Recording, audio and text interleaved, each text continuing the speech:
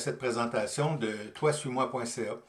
Aujourd'hui, ce que je vous propose, c'est de prendre quelques minutes pour regarder l'état de la situation actuelle dans le monde et dans l'Église aussi.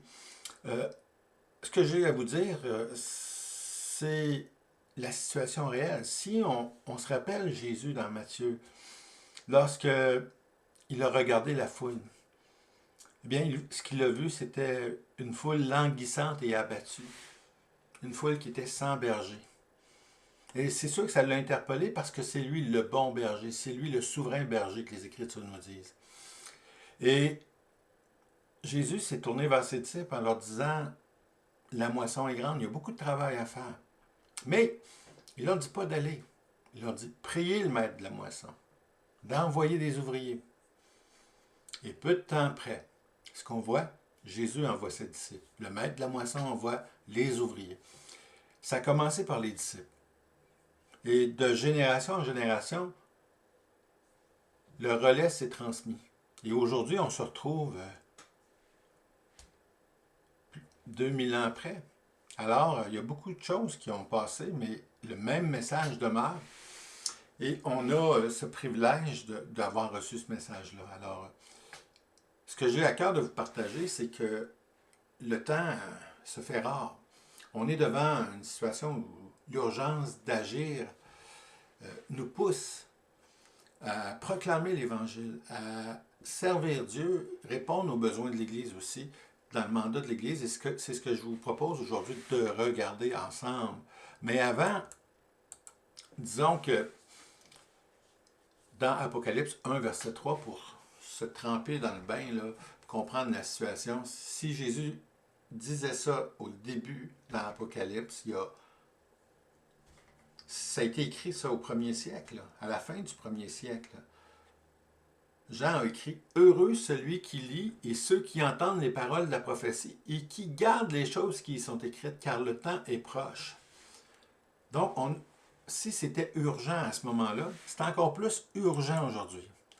Et puis dans Apocalypse 22, encore une fois, on voit « Voici, je viens bientôt et ma rétribution est avec moi pour rendre à chacun selon ce qu'est son œuvre. » Mais pas l'Église, parce que l'Église a reçu la grâce.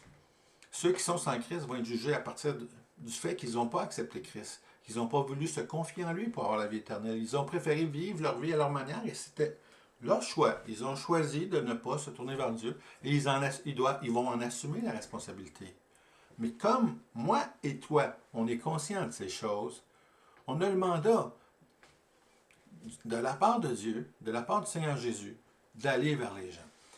Alors, les Écritures nous disent dans Matthieu 28, les versets 19 et 20, « Allez, faites de toutes les nations des disciples, les baptisant au nom du Père, du Fils et du Saint-Esprit, et enseignez-leur à observer tout ce que je vous ai prescrit. » Alors ici, on a une mission en 3 étapes. Notre mission, c'est d'aller. Aller faire quoi? Faire de toutes les nations des disciples, premier mandat. Les baptiser, deuxième mandat. Et le troisième mandat, enseigner ce que le Seigneur Jésus nous a prescrit. On n'est pas seul dans cette mission parce que Dieu nous équipe. Premièrement, Jésus dit au verset 20 de Matthieu 28, « Voici, je suis avec vous tous les jours jusqu'à la fin du monde. » C'est lui qui bâtit son Église. C'est sa responsabilité, c'est son projet. Et nous sommes les membres de son corps qui agit sur la terre. On est les ambassadeurs de Christ ici.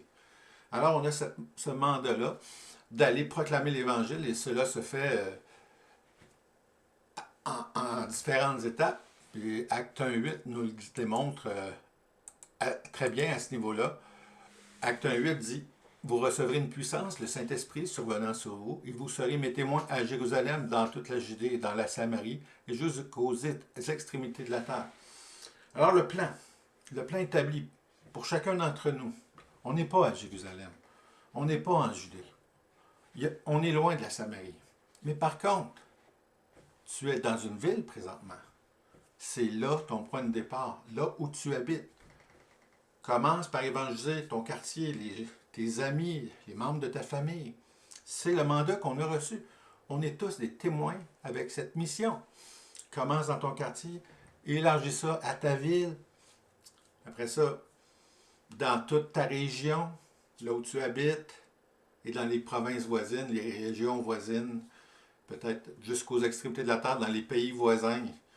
Et c'est pas tout le monde qui est appelé à aller dans différents lieux.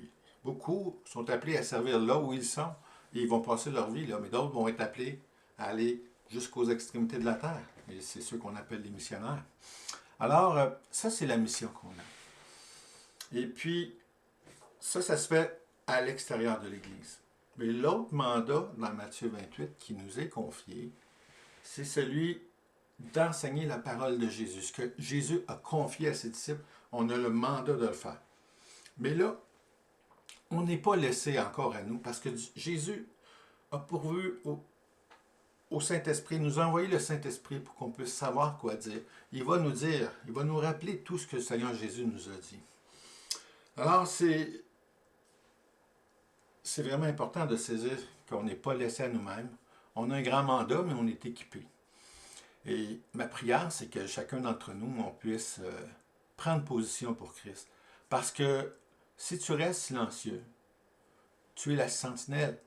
Et si la sentinelle ne fait pas son travail, tu vas devoir rendre compte. Tu ne perdras pas ton salut, là, mais tu vas devoir rendre compte devant Dieu. Et ça, on ne le veut pas, ça. Écoute, si tu te tais, si tu ne partages pas l'Évangile, et que personne partage l'Évangile à celui que Dieu a mis sur ton chemin, eh bien, cette personne-là s'en va dans les tourments éternels, là où il y a les pleurs, les grincements de dents pour l'éternité. Alors, je t'invite, mon ami, mon frère, ma soeur, à relever le défi de dire au Seigneur présent, je me lève pour partager cette mission-là. On est confortablement béni dans l'Église, mais il faut faire la différence dans la vie de notre prochain. Et ça, c'est le premier mandat de l'Église. Et dans la prochaine présentation, on va regarder de notre part comment le Seigneur veut qu'on agisse en Église locale. Donc, c'est à suivre. Je vous remercie de votre temps, pour votre présence, et on se dit à la prochaine. Que Dieu vous bénisse chacun d'entre vous. Donc, on se reparle à bientôt.